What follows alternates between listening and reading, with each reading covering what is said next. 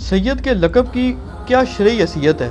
سید سے مراد جو ہمارے اسٹیبلش چل رہا ہے وہ اہل بیت کے لیے چل رہا ہے، جو یعنی آل عقیل، آل جعفر، آل عباس اور آل علی۔ وہ آل نبی اولاد علی سے ہے تو نسب تو ان کا ہے ہی ہے، لیکن حسب بھی اگر ہے، خصائل بھی ہیں اگر اس میں سرکار دو عالم کے، تو پھر وہ حسبی نسبی ہے۔ اس کا کریکٹر بھی جو ہے اس میں وہی سرکار کا شیوا یا اسماء حسنہ اس کی اندر جھلک رہا ہے، کریکٹر اس کا جو ہے۔ بہرحال میرے لیے یہ ایک نیا معنی تھا۔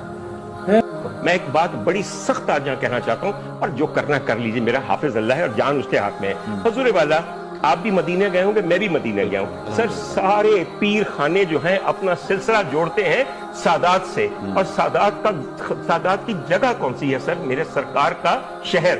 سر مجھے بتا دیجئے مدینے کی ایک گلی، ایک مضافات بتا دیجئے جہاں پہ کوئی پیر خانہ ہو، جہاں پہ کوئی گیلانی، کوئی جیلانی، کوئی فلانے بیٹھے ہوں۔ یہ بدبخت اس غریب خطے میں آ کر ہمارے مذہبی استحصال کو استعمال کرتے ہوئے ارب پتی بن گئے، زمیندار بن گئے، اس کے علاوہ روحانی پیشوا بن گئے، درگاہوں کے مالک بن گئے، مجاور بن گئے، اور مجاور بننے کے بعد پھر یہ ہمارے حکمران بن گئے۔ ایک میں آپ کو ایک اور بات بتاؤں، بہت سے لوگ نہیں جانتے، یہ سارے پیر خانے ان کو ہوا کس نے دی تھی؟ انگریز سرکار نے۔ یہ آپ ان کے مرید ہیں نا ان پیروں کے، تو ان پیروں کا پیر کون تھا؟ انگریز۔ اس کو یہ پتا تھا کہ اگر ہم نے تسلط اور حکومت کرنی ہے اس غریب ملک کے اوپر اور یہاں کے ہر ریسورس کو نچوڑنا ہے، تو ان مذہبی ٹھیکیداروں اور ان پیروں کو ہوا دو۔ یہ ہمارے چمچے ہیں، ان کے ذریعے ہم اس قوم کا خون چوستے رہیں گے، اور آج تک آپ یہی کر رہے ہیں۔ آپ کی کوئی اسمبلی ایسی ہے کہ جس کے اندر پیر خانوں کے مجاور آ کے آپ کے وزراء نہ بن جائیں؟